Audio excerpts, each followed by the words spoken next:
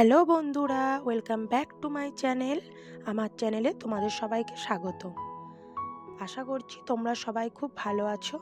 তো আগের ব্লগেই বলেছিলাম আমি বাপের বাড়ি এসেছি, আর তখন শিবরাত্রি ছিল। আর এটা আমি দিনের বেলায়, যেহেতু আমি বার করিনি, রাত্রে জল ঢালিনি, তো দিনের বেলা আমি জল ঢালবো মন্দিরে। তো ওই জন্যই স্নান টান করে রেডি হয়ে গেছি। আমি, আমার ছেলে আর আমার মা, আমরা তিনজন মিলেই জল ঢালতে যাবো। আমার ছেলে আমার সাথে যাচ্ছে, আর এই যে রাস্তাতে আমরা এখন যাচ্ছি, আর আমার ছেলে আমার সাথে হাত ধরে যাচ্ছে। আর রোদটাও তখন উঠেই গিয়েছিল, প্রায় কটা বাজবে, 9:30 ওরকম বাজছে, বেশ কড়া রোদ উঠেছিল। আর এই যে কালী মন্দিরেও প্রচুর ভিড় আছে, অনেকেই পুজো দিতে এসছে, যেহেতু শিবরাত্রিও ছিল আর কালী মন্দিরেও প্রচুর ভিড় ছিল। আর এইটা হচ্ছে আমাদের বাজার, মানে যেখানে বাজারটা আমাদের, তার সেখানেই আমাদের এই শিব মন্দিরটা রয়েছে। এই দেখো কত ভিড় আছে, অনেকেই লাইন দিয়েছে জল ঢালার জন্য।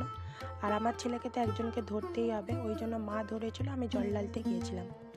আর আমাদের যেহেতু দুটো বাজার, নতুন বাজার আর পুরাতন বাজার, ওই জন্যই আমাদের নতুন বাজারের যে শিব মন্দির এটা, আর সেখানে আমাদের এখানে একটা হাট হয়, মানে সেই দিন হাট ছিল, হাটবার ছিল বলেই প্রচুর লোকটাও বেশি ছিল। আর আমার জল ঢালা হয়ে গেছে, এবার মা জল ঢালতে গেছে। তো আমি আমার ছেলেকে নিয়ে বাড়ি চলে এলাম, মানে আমার যেহেতু জল ঢালা হয়ে গেছে, আর মা এখন জল ঢালছে, কারণ অনেক বেলা হয়ে গেছে, 11টা প্রায় বেজে গিয়েছিলো, ছেলেকে খাওয়াতে হতো। ওই জন্যই আমি চলে যাচ্ছি বাড়ি। আর দেখতেই পাচ্ছ প্রচুর রাস্তাতে রোদ, মানে তাকানোই যাচ্ছে না। আর মন্দিরে তখন বেশি লোক ছিল না, পুজো প্রায় হয়েই গিয়েছিল। আমরা বাড়ির দিকে চলে এলাম, আর এই যে প্রসাদের থালাটা নিয়ে আমি যাচ্ছিলাম। আর এই যে বাড়ি চলে এলাম আমি, ছেলেকেও ড্রেসটা চেঞ্জ করে দিয়েছি। আর তোমাদের এই ভিডিওটা কেমন লাগলো জানিও, আর যদি ভালো লেগে থাকে তাহলে like, comment, share and subscribe করে দিও।